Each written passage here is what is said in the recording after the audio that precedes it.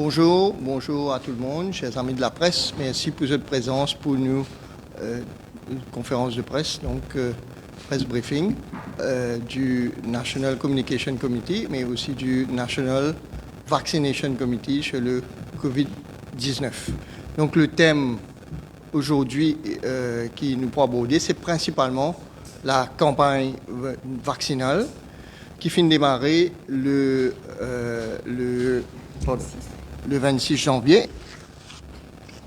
Le 26 janvier de cette année, quand à la suite qui nous gagne 100 000 doses de vaccin AstraZeneca après un don du gouvernement indien. Donc, suite à une décision du cabinet de décision d'hier, le 26 février, le gouvernement finit de définir la campagne de vaccination comme une priorité nationale qui nous vient faire. Donc, c'est une priorité nationale que le gouvernement finit de décider pour mener sa campagne de vaccination là à bien, puisque, comme je le connais, nous avons suffisamment de vaccins pour que nous soyons capables d'augmenter le nombre de personnes qui nous vaccinent. Depuis le 26 janvier, nous finissons vacciner 9 338 personnes. Et ne serait-ce que la journée d'hier, nous finissons vacciner 978 personnes. Et le cabinet hier finit décider que nous pouvons élargir les critères de bonnes personnes qui nous pouvons vacciner. À partir de lundi, donc, nous pouvons vacciner bonnes personnes de plus de 60 ans.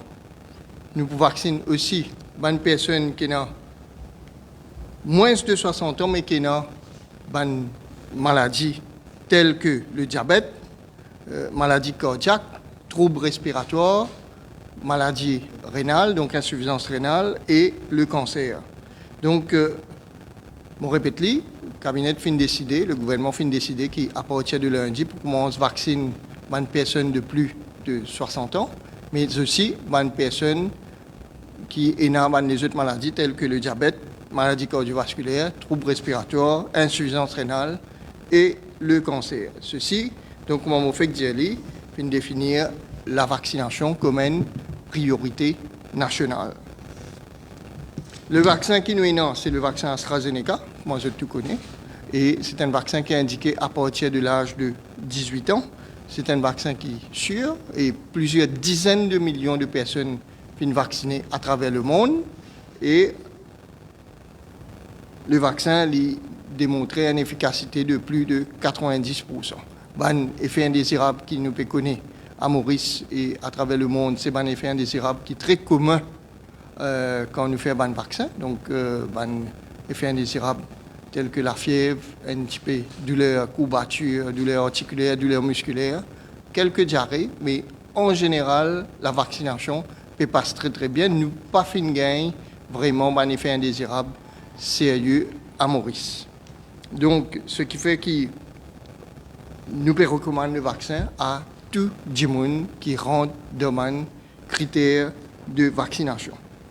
Hier, le ministère de la Santé finit de mettre un communiqué donc pour faire suite à la décision du Conseil des ministres. Donc, à partir de lundi, en plus des 5 hôpitaux régionaux qui peuvent faire un vaccin, le ministère de la Santé organise les autres sites pour capable vacciner les gens. Donc, le communiqué est là, mais moi pour répéter, à partir de de lundi, donc, pour les autres centres, l'hôpital de Souillac, l'hôpital communautaire de Yves Quentin à Rivière-Nord, le Médiclinique de Goodlands, le Médiclinique de Triolet, le Lady Sushil Ramgoolam Multipurpose Complex à Caroline, le Social Welfare Center de Bramstown, le Médiclinique de Floréal, et donc ça, 7 centres-là pour venir ajouter à 5 hôpitaux régionaux que nous sommes capables de faire vaccin. Donc, je rappelle aux autres qui nous peut continuer à faire 20 frontliners qui nous définir au départ.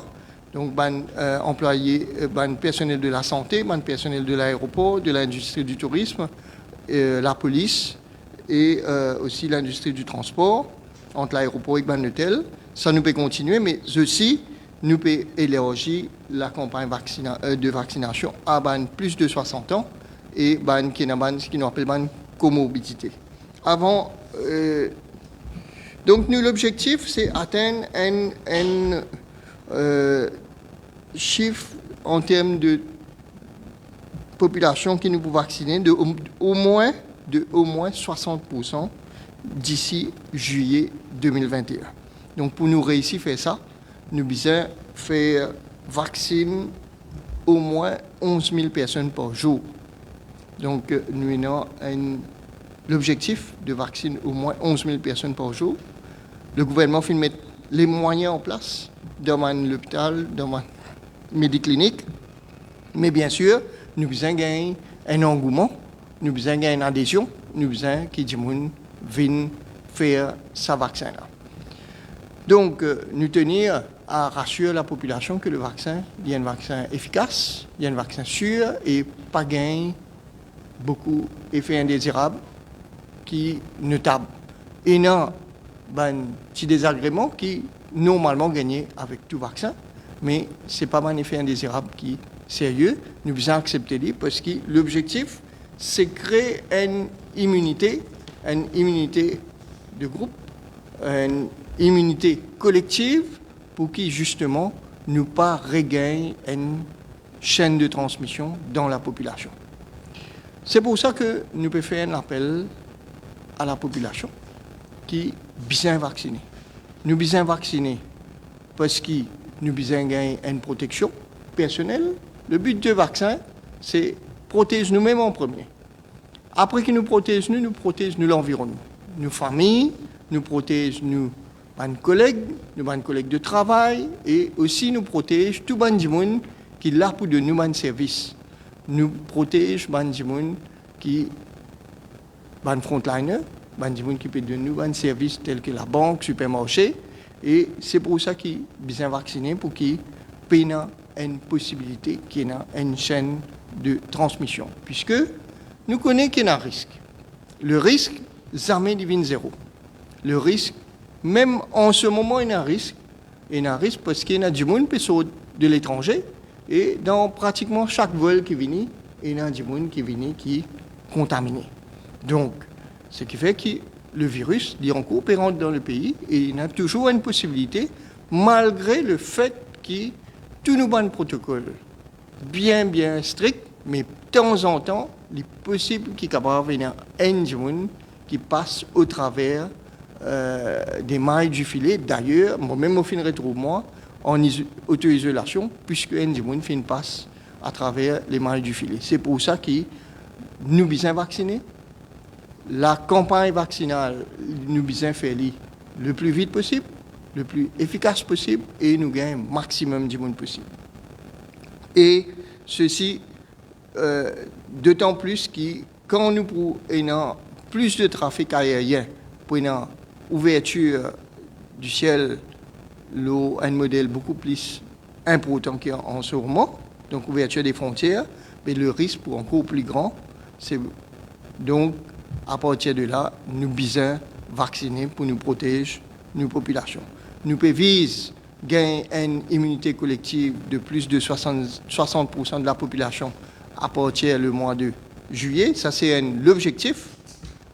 Bien sûr, pour nous atteindre cet objectif-là, il faut dire qu'il y ait des gens mobilisés, des gens venus, des gens volontaires pour vacciner. Mais on rappelle juste que le vaccin n'est pas obligatoire, mais il est recommandé. Parce qu'il y a un risque. Nous pouvons demander à la population de venir vacciner parce que ça peut démontrer une forme de responsabilité. Un monde responsable, les besoin vacciner pour les protéger lui-même, sa famille et sur l'environnement. Venir vacciner parce qu'il montre, il témoigne une solidarité. Il témoigne une solidarité par rapport à un secteur qui dépend le tourisme. Viennent vacciner pour solidaire avec l'industrie du tourisme. Nous tous avons un chauffeur taxi qui donne l'environnement. Imaginez que ce chauffeur taxi là, il peut pas travailler normalement parce que l'aéroport est pratiquement fermé et le trafic aérien pas déroule, comment il habite, et l'industrie du tourisme, pas peut fonctionner, comment il habite fonctionner.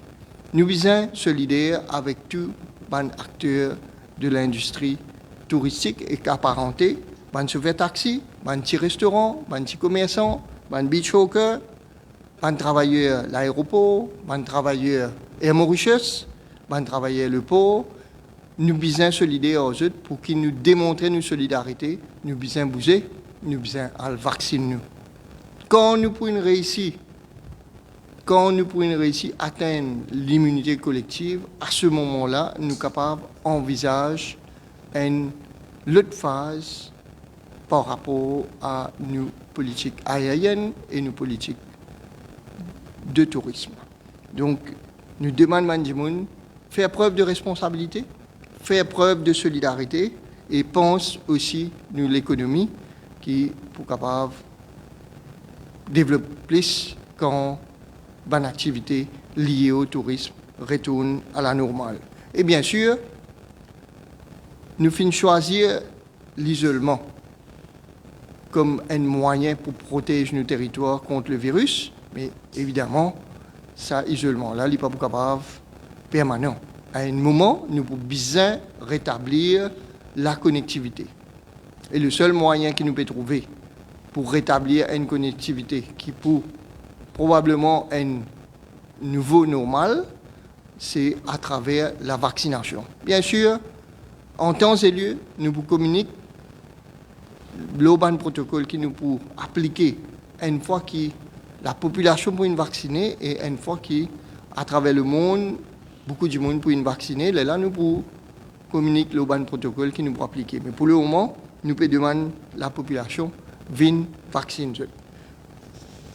Avant de continuer, je passe la parole au docteur Catherine Go, justement pour causer un petit peu plus de technicalité, le vaccin qu'il nous peut faire et surtout une nouvelle indication qui nous fait poser par rapport au vaccin.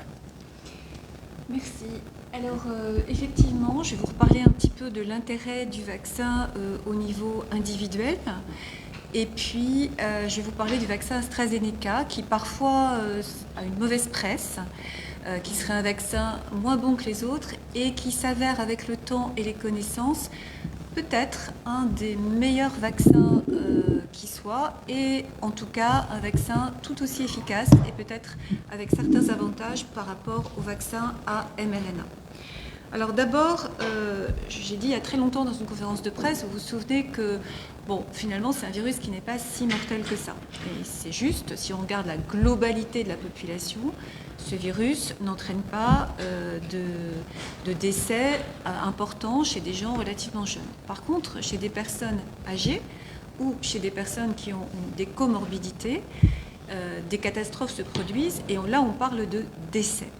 Donc ces personnes qui sont par exemple supérieures à 80 ans, ils ont plus de 20% de risque de décéder avec la Covid, s'ils attrapent la Covid.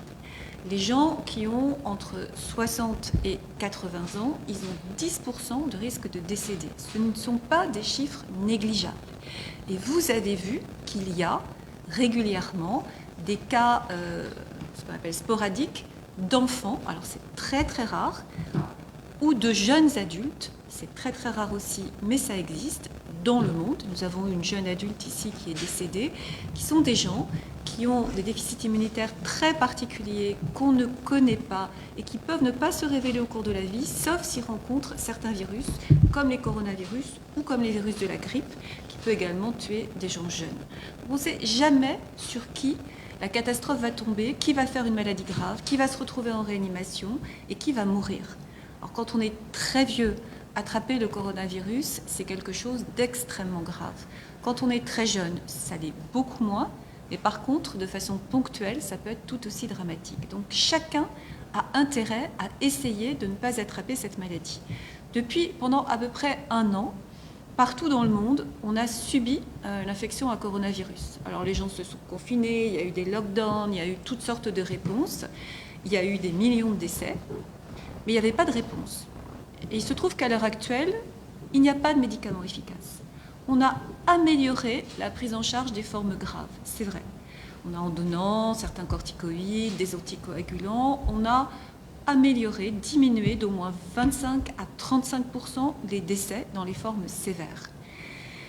Mais pour l'instant, il n'y a que ça. Il n'y a aucun médicament qui traite le coronavirus lorsque les gens sont infectés par le coronavirus. Je vous rappelle que par analogie, la grippe, on a un médicament pour les formes graves, le Tamiflu, et que donc on ne peut pas comparer ce qui n'est pas comparable. Notre seule solution, c'est le vaccin.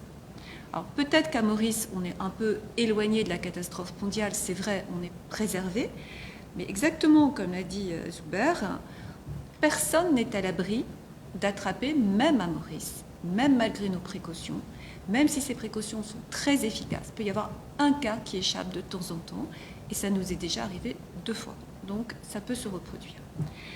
Alors, le vaccin, il est particulièrement recommandé, et c'est pour ça que le gouvernement mauricien a choisi d'ouvrir d'abord à cette catégorie, chez les gens âgés, bon, on comprend pourquoi, je vous ai parlé des décès, et chez les gens qui ont ce qu'on appelle des comorbidités. Les comorbidités, c'est j'ai une maladie chronique, en fait, dont on sait qu'elle me fragilise et que je deviens une personne à risque de maladie grave ou de décès au coronavirus, même si j'ai 20 ans, même si je suis un enfant.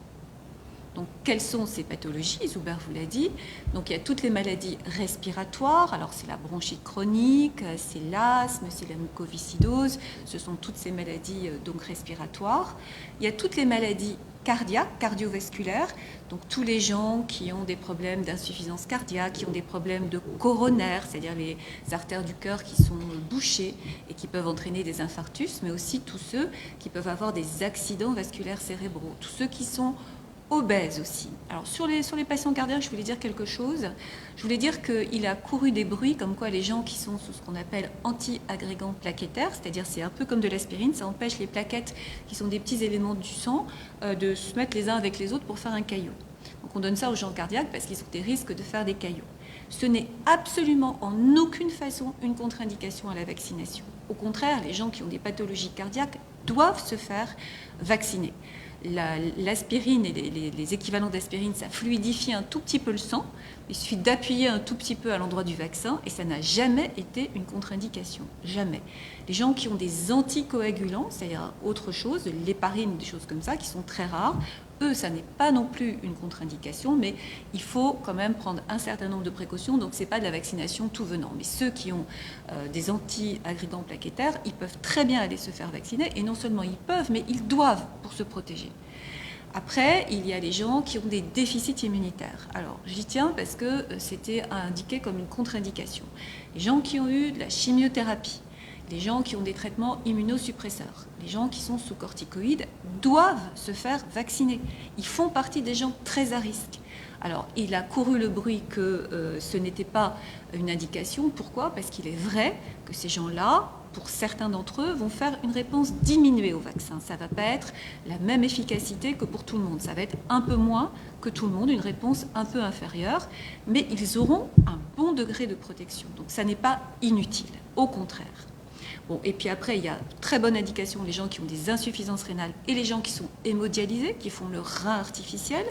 Pour eux, c'est extrêmement important aussi. Et puis, il y a les gens qui ont des maladies auto-immunes, qui fabriquent des anticorps contre eux-mêmes, comme certains rhumatismes, comme le lupus, comme des maladies comme ça. La liste que je viens de donner, elle n'est pas exhaustive. Évidemment que quand on a une pathologie chronique, on est éligible à cette vaccination. On doit se faire vacciner pour soi-même. Donc ça, c'est les gens qui doivent se faire vacciner. Et après, on élargira à tout le monde, et tout le monde doit se faire vacciner, parce que chacun, au niveau individuel, ne sait pas s'il est porteur de quelque chose qui peut l'exposer. Et notamment, ces déficits immunitaires sur juste certaines parties de l'immunité dont je vous parle. Ça, c'est la première chose que je voulais vous dire. La deuxième chose, elle est très importante. Elle concerne le vaccin AstraZeneca qui, en raison du fait que son étude qu'il a présentée donc dans un grand journal, son étude de phase 3 avait des petites anomalies, on va dire, de méthodologie, a été un vaccin décrié. Alors, rendons au vaccin AstraZeneca sa véritable efficacité, disons des choses scientifiques. Donc, premièrement, on a appris que lorsque on ne fait pas, comme dans le début des essais vaccinaux, le vaccin de rappel 28 jours, comme c'était le cas initialement, après la première dose, mais 3 mois après, 12 semaines après, on passe d'une efficacité de 62% à une efficacité de 82%. Donc ce vaccin, il est extrêmement efficace, il n'a rien à envier aux autres vaccins. Les vaccins à mRNA, c'est à peu près 92 à 95%. Donc on en est extrêmement proche.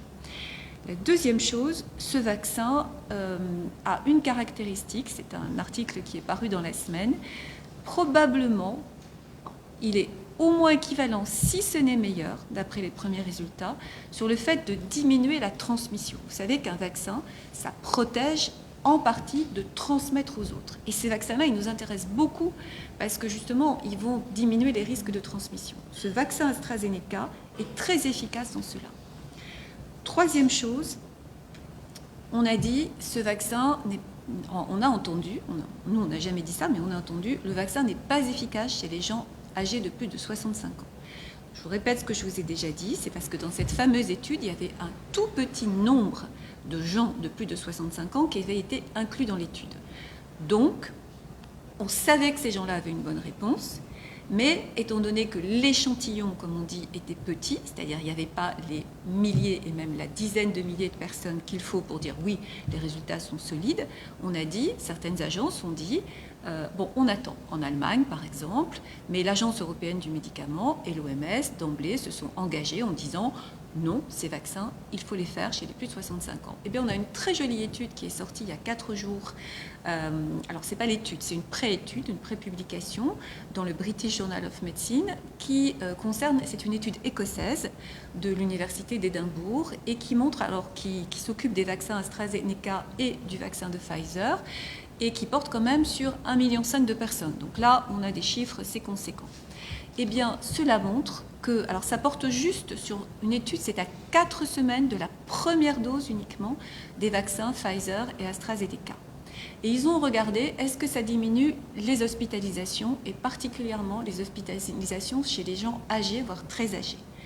Eh bien, c'est spectaculaire. Les hospitalisations, donc après simplement une dose et à 4 semaines, sont diminuées d'environ 85% pour ceux qui ont été vaccinés par le vaccin de Pfizer et de plus de 90%, de 94% pour le vaccin AstraZeneca. Donc qu'est-ce que ça veut dire? Ça veut dire que le vaccin AstraZeneca est extrêmement efficace, particulièrement sur les formes graves. Et c'est ce qu'on lui demande au vaccin, c'est d'être efficace sur les formes graves. Parce que si vous faites une forme asymptomatique ou une toute petite forme, bon, ça n'a aucune conséquence sur votre vie, sur la contamination que vous pouvez donner, puisque dans ces formes-là, on est très peu contaminant, et sur le risque de contamination à l'ensemble d'un pays. Donc ce vaccin, il est extrêmement efficace pour diminuer la transmission du virus, pour éviter les formes sévères, et maintenant on en a une certitude, et particulièrement dans la tranche des personnes les plus âgées, les plus de 80 ans. C'est exactement ce qu'on demande à un vaccin. Donc il faut cesser de dire que ce vaccin n'est pas un bon vaccin. Enfin, sur l'efficacité, dernière chose, vous savez que l'Afrique du Sud a arrêté de vacciner avec le vaccin AstraZeneca les personnes de son pays, puisqu'ils ont par définition beaucoup de variants sud-africains. Alors, c'est vrai que l'efficacité du vaccin d'AstraZeneca est diminuée. Alors, il y a trois publications, ça varie beaucoup, donc on ne peut pas donner un chiffre, mais oui, c'est diminué, au moins de moitié semble-t-il. Seulement, cette semaine aussi, il y a une publication sur le vaccin de Pfizer et le vaccin de Moderna, donc les vaccins à mRNA. Donc, ce sont de petites études préliminaires, mais il semblerait bien, ça demande à être vérifié, c'est un peu comme le vaccin d'AstraZeneca, mais qu'il y ait une diminution des 2/3 de l'efficacité des vaccins, donc à mRNA, sur le variant sud-africain. Donc, vous voyez que de ce côté-là, les vaccins sont là aussi équivalents. Donc dire « Ah non, moi j'attends le Pfizer parce que le AstraZeneca, il n'est pas aussi bon », c'est n'importe quoi. Ça n'est en tout cas basé pas sur des choses scientifiques. Dernière chose sur les effets secondaires. On dit « Le vaccin AstraZeneca entraîne des effets secondaires ». Alors tout ça pourquoi ? Parce que, bon, effectivement, hein, c'est vrai, ça peut entraîner, comme tous les vaccins, comme vous faites vacciner contre la polio, le tétanos, la diphtérie, l'hépatite, vous pouvez avoir des microscopiques réactions, c'est-à-dire bon, les petites rougeurs, un petit gonflement et puis un petit 38, etc. Mais c'est vrai que chez des gens jeunes, et uniquement chez des gens jeunes, le vaccin AstraZeneca peut entraîner une réaction immunitaire inflammatoire plus forte et donner parfois des fièvres qui peuvent aller jusqu'à 40 pendant une journée ou deux. Donc c'est vrai. On sait maintenant très bien qu'il suffit de donner du paracétamol, un comprimé donc toutes les 6 heures, hein, comme ça doit être pendant 2 jours, et cette réaction ne se produit pas. Et puis, 1 ou 2 jours de fièvre, juste chez des gens jeunes qui peuvent très bien la supporter par rapport au fait de ne pas mourir d'une maladie grave et surtout aussi de ne pas la transmettre à ses proches et de participer à un effort national pour que la vie se normalise, c'est très peu cher payé. Donc on n'a jamais noté d'incident grave jusqu'à présent avec le vaccin AstraZeneca. Nous avons 200 millions de personnes à peu près vaccinées dans le monde à l'heure actuelle, un bon quart avec le AstraZeneca, 0 réaction allergique grave. 0. Et c'est la grande différence avec les vaccins à mRNA, car les vaccins à mRNA, qui entraînent également très peu d'effets secondaires, entraînent environ 1 fois sur 100 000 un choc anaphylactique grave. Et c'est vrai, il y a eu quelques personnes qui ont été rapportées comme devant aller en réanimation. Donc avec le vaccin AstraZeneca, jamais. Donc vous voyez qu'après 1 dose, on a déjà une très très très bonne efficacité. À 2 doses, on conserve une immunité efficace à 82% pendant plusieurs mois. Donc on ne peut pas dire 1 an, parce qu'on ne sait pas du tout, on n'a pas le recul nécessaire. Et donc ce vaccin est excellent. Il est donné gratuitement à Maurice. Et c'est l'occasion de se protéger, de protéger son entourage et de permettre à son pays de normaliser son activité. Donc pour toutes ces raisons-là, voilà, cette vaccination est à encourager fortement. Merci, Dr Go. Et donc, on rappelle que depuis hier, le cabinet prend décision pour élargir les catégories de personnes qui nous peuvent vacciner. Donc, nous pouvons inclure aussi des personnes de plus de 60 ans, des personnes qui sont dans les autres maladies, qui m'ont fini énumérer plus tôt. Et le gouvernement finit de définir la campagne de vaccination comme une priorité nationale. Et avant de terminer, donc, on peut dire que nous pouvons faire un appel à la population pour une collaboration et nous demandons que la population participe à cet effort national par rapport à la campagne de vaccination parce que la solution par rapport à la pandémie, l'épidémie de Covid-19, il passe par une immunité collective et que nous besoin vacciner le maximum de personnes. Nous faisons un appel, le gouvernement fait un appel à les opinion leaders, les influencers, les grands sportifs, les capitaines d'industrie, les chefs religieux, les personnalités politiques de tout bord participent à cet effort national-là, service de l'influence. Nous faisons un appel à mes camarades de la presse et tous les autres communicants de donner un coup de main pour qu'ils nous fassent sa campagne de vaccination là un succès. Nous besoin gagner une adhésion populaire et donc nous faisons un appel pour qu'ils nous gagnent une collaboration de tout un chacun parce que tout le monde est besoin responsable. Nous demandons en particulier à la presse donne-nous un coup de main pour qu'ensemble nous créions un élan national par rapport à la campagne de vaccination. Donc, nous, l'objectif, c'est d'arriver à une immunité collective d'ici juillet. Et pour qu'ils nous capables de faire ça, nous besoin vacciner 11 000 personnes par jour, 6 jours par semaine. Et pour qu'ils nous capables de gagner 11 000 personnes par jour, nous besoin une sensibilisation.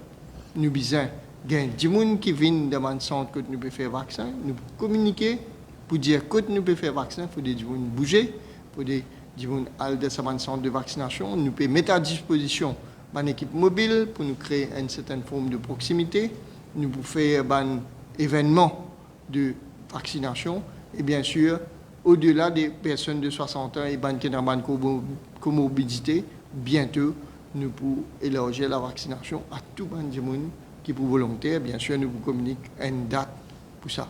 Merci pour votre attention et maintenant nous vous prenons une question, si il y a une question.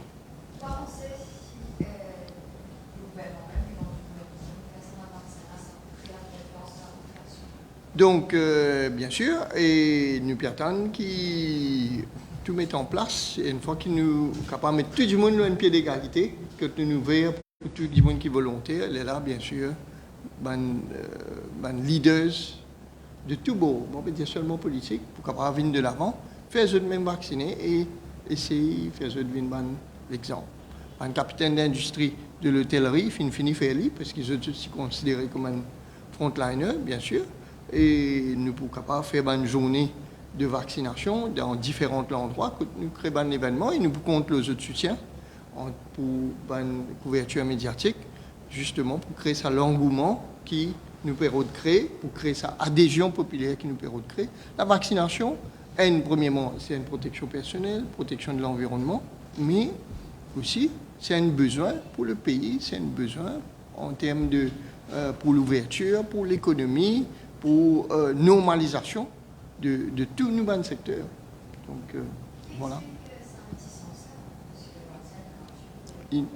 Donc,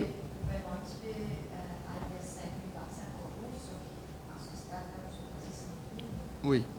Donc, en fait, nous avons tout un argument.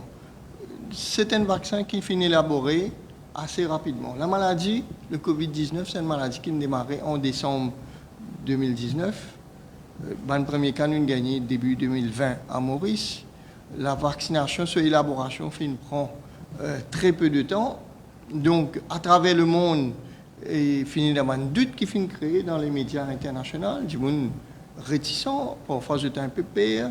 Et nous là pour communiquer, nous pouvons donner des détails, des éléments scientifiques, nous pouvons essayer de dédramatiser.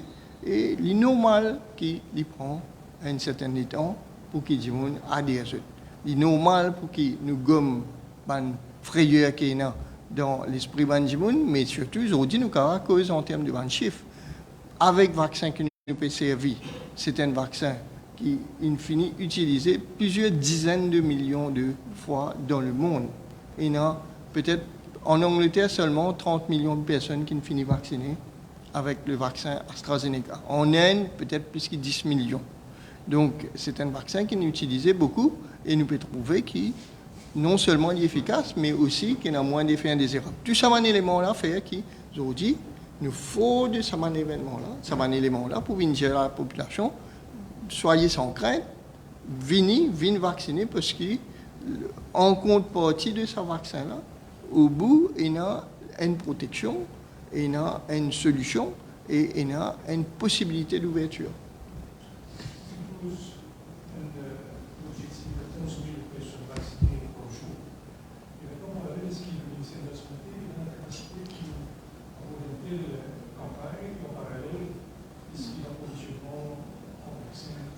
Tout à fait.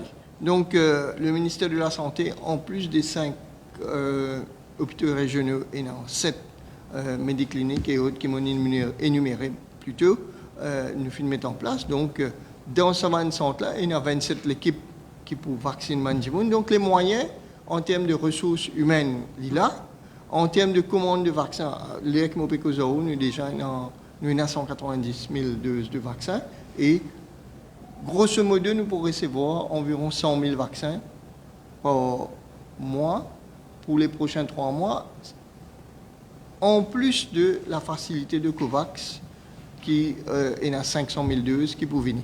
Donc, le COVAX, on peut dire en plus, parce qu'il nous connaît une date exacte que nous pouvons gagner. Nous connaissons nous gagner dans les semaines à venir.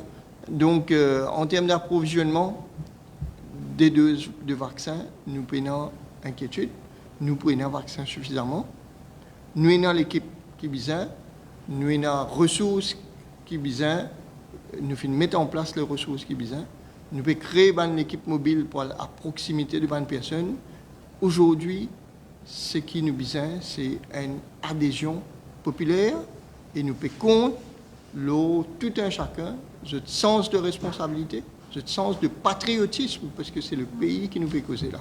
Et nous fait appel à toute bonne personnalité une personne d'influence pour donner un coup de main en faveur de la campagne vaccinale qui me rappelle que le gouvernement finit de définir comme la priorité nationale en ce moment.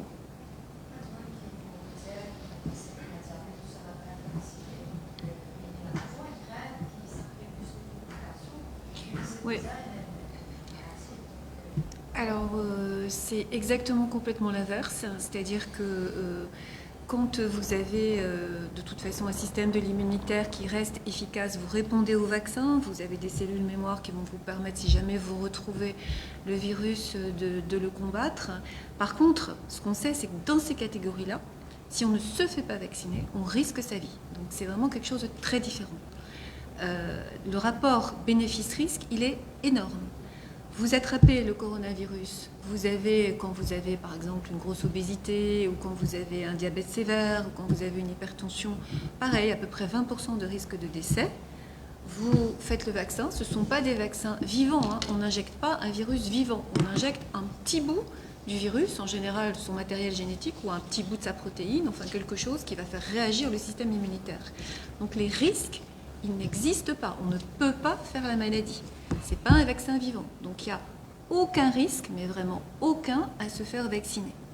Quant aux effets secondaires, parce que j'en ai pas parlé tout à l'heure, au long cours, on ne peut jamais dire que le risque est zéro, mais il doit être infinitésimal. Parce que sur les milliards de vaccins qui ont déjà été faits dans le monde pour toutes les maladies, il y a eu très peu, de façon très ponctuelle, mais vraiment très très ponctuelle, de cas rapportés de pathologies qui pourraient peut-être être liées à un vaccin. Donc c'est sûr que le rapport bénéfice-risque, la mort possible versus peut-être un tout petit peu de fièvre, surtout chez ces catégories-là, mais il n'y a pas photo. Il faut absolument qu'ils se fassent vacciner, sinon ils risquent leur vie.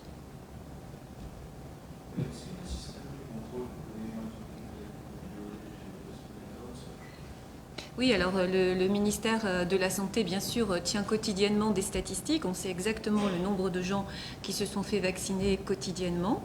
Et bien sûr, nous avons des registres sur lesquels figurent les coordonnées des personnes. C'est complètement anonymisé. Et le nombre de personnes. Et donc, on sait très bien combien de personnes sont vaccinées et on sait même qui est vacciné. Alors, on demande aux gens de revenir. Je précise là à la population, c'est important, que si on vous a demandé de revenir 28 jours après, parce que dans les premiers qui ont été vaccinés, on leur a demandé de venir 28 jours après. Bon, si vous voulez absolument vous faire vacciner 28 jours après, vous pouvez vous faire vacciner 28 jours après, mais vous avez intérêt à attendre 3 mois. Donc si vous regardez votre carte et puis vous revenez 3 mois après vous faire vacciner. Voilà.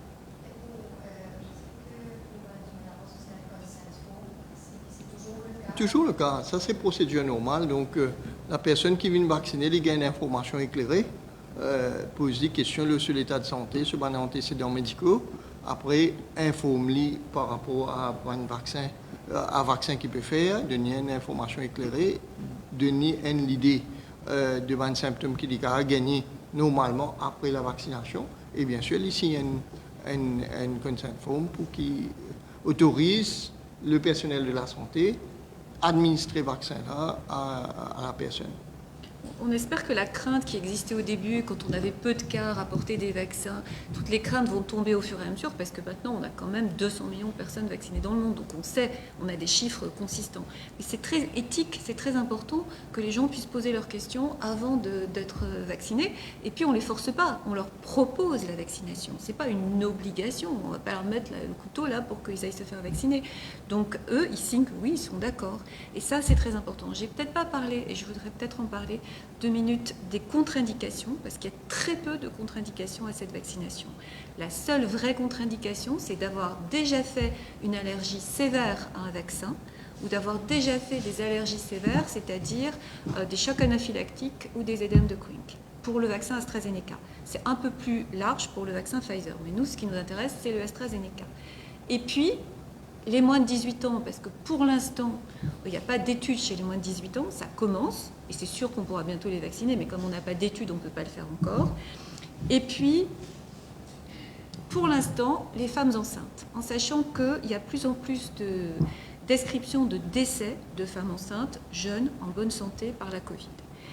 Que les essais ont commencé chez les femmes enceintes et que très probablement, comme pour la grippe, très rapidement, ça va être une priorité que de vacciner les femmes enceintes. Donc ça va probablement changer dans les 1-2 mois qui viennent. Mais c'est tout, il n'y a pas d'autres contre-indications majeures. Il y a effectivement des précautions à prendre chez des gens qui ont des allergies un petit peu moyennes, on les surveille un tout petit peu, et puis chez des gens qui ont des traitements anticoagulants par héparine, pas du tout par anti-agrégant-plaquettaire, où ce n'est pas du tout contre-indiqué, mais il faut les surveiller un peu plus. Donc c'est des précautions, ce ne sont pas des contre-indications. Vous voyez, les contre-indications sont quand même très très très étroites.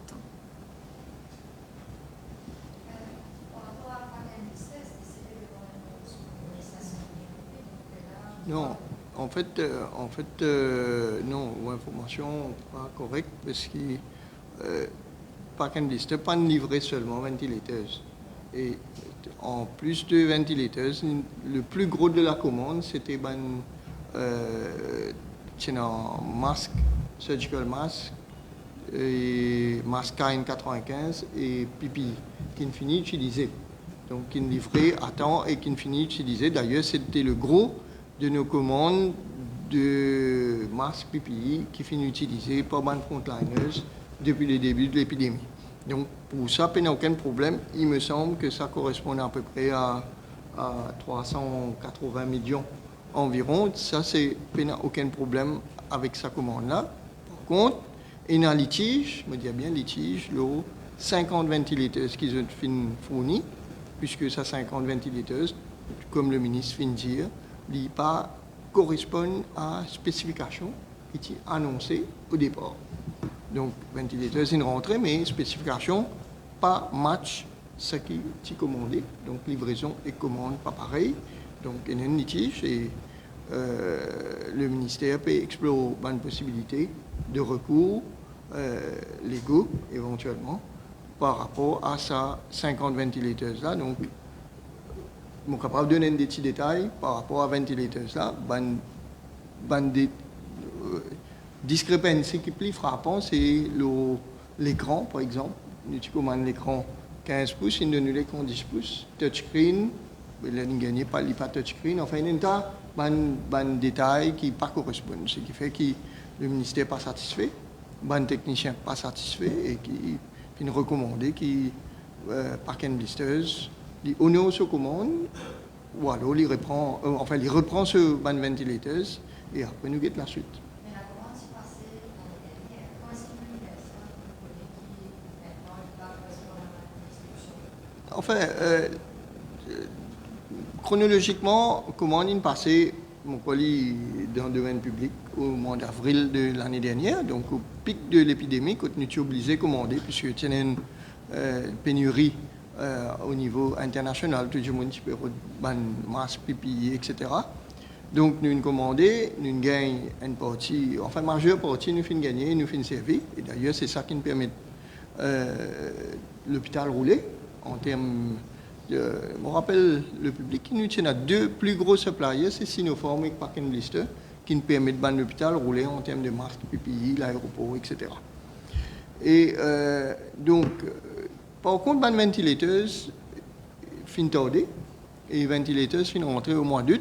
Et quand Park and Blisters finit envoyer ce ban technicien pour commission, puisque je me rappelle que le gouvernement n'est pas capable de commission ban ventilateurs, c'est supplier qui besoin de commission ce ventilateurs. Quand je envoie ce ban technicien au mois de novembre, et là, au mois de novembre, fin trouver qu'il y a une discrépancy en termes de produits qui sont envoyés et produits qui sont commandés. Entre-temps, le technicien fait ce rapport, le ministère il prend connaissance, il envoie pour legal advice, et nous avons legal advice, donc il y a 2 mois, 3 mois, il n'est coulé.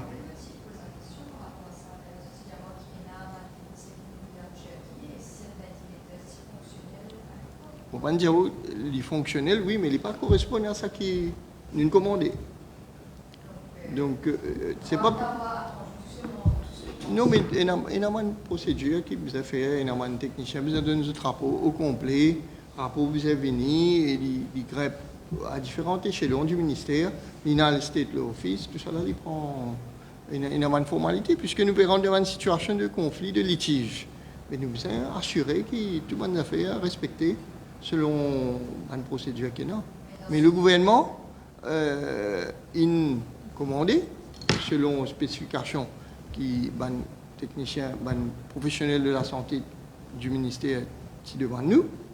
Et le gouvernement finit commander, mais le supplier n'a pas fait honorer la commande, comment tu besoin honorer. Mais entre-temps, là, ça c'est quand même qui fait avec ça, et si toutefois vous avez un tibéteuse, Donc, en fait, nous avons restitué une affaire de ce contexte. Nous avons définir un nombre de places en réanimation. Et nous avons l'hôpital INT, l'hôpital de Souillac, qui nous détient éventuellement à Covid. Au pic, dans le moment plus difficile de l'épidémie, nous finissons au maximum 4 personnes sous ventilateurs. Je rappelle le public qu'avant Covid, nous tenions 232 ventilateurs dans le van de l'hôpital.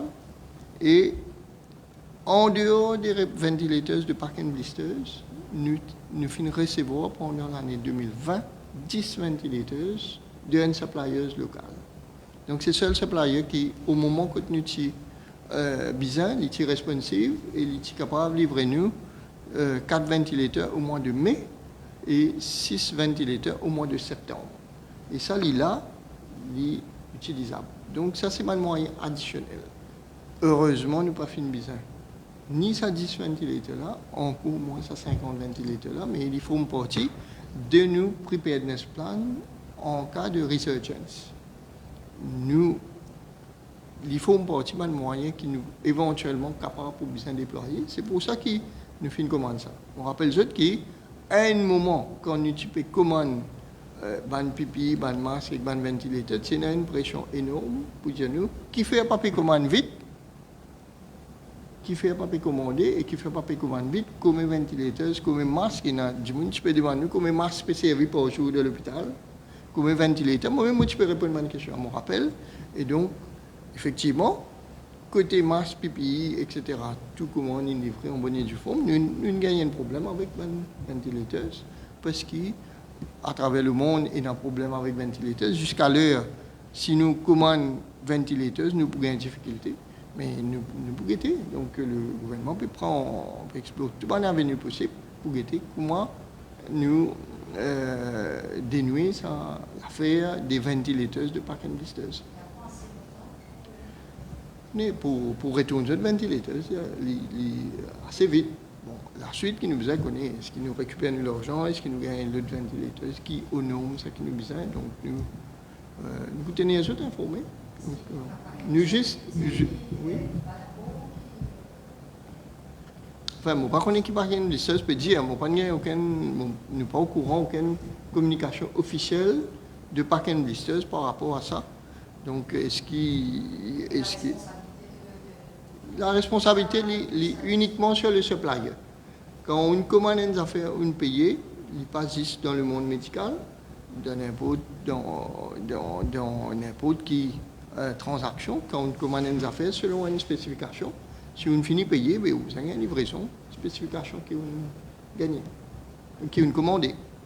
Qu'en est-il de l'appareil de séquençage qui était Non, donc le award pour l'appareil de séquençage est fini donné. Il me semble que l'équipement peut rentrer très vite là, dans les semaines. Une quinzaine de jours en principe. Et en attendant, on a renvoyé 20 tests en Afrique du Sud dont on attend les résultats. On avait déjà eu les résultats de ceux qui étaient partis en Angleterre. Et lundi, on envoie également 20 tests à La Réunion. Donc on continue à suivre les types de virus que nous avons à Maurice régulièrement. Et puis de toute façon, après, ça va demander un petit temps parce qu'il faut avoir les réactifs, il faut que l'équipe soit entraînée. Donc on a sécurisé avec La Réunion. Parce qu'on peut voir les résultats très vite, ils nous ont dit en 4 jours, donc beaucoup plus rapidement qu'en Angleterre ou en Afrique du Sud, pour surveiller régulièrement les virus que nous avons pendant les 2-3 mois où on va encore en avoir besoin, parce que c'est pas parce qu'on a l'appareil qu'on est prêt à l'utiliser. Sinon, qu'en est-il justement au rôle de vaccination au plan mondial? Donc il y a pas mal de personnes à l'étranger qui sont vaccinées, ceux qui viennent à Maurice. Donc à quand la quarantaine va s'arrêter? Donc, pendant dans la conférence de presse, là, on finit de dire que bien sûr, quand nous pouvons arriver à l'objectif de vaccination, qui nous population les protéger, bien sûr, nous travaillons sur une nouvelle modalité, un nouveau protocole par rapport à des gens qui sont vaccinés, qui peuvent venir, et qui ont une obligation sur le et qui ont une mesure sanitaire qui peuvent appliquer pour eux.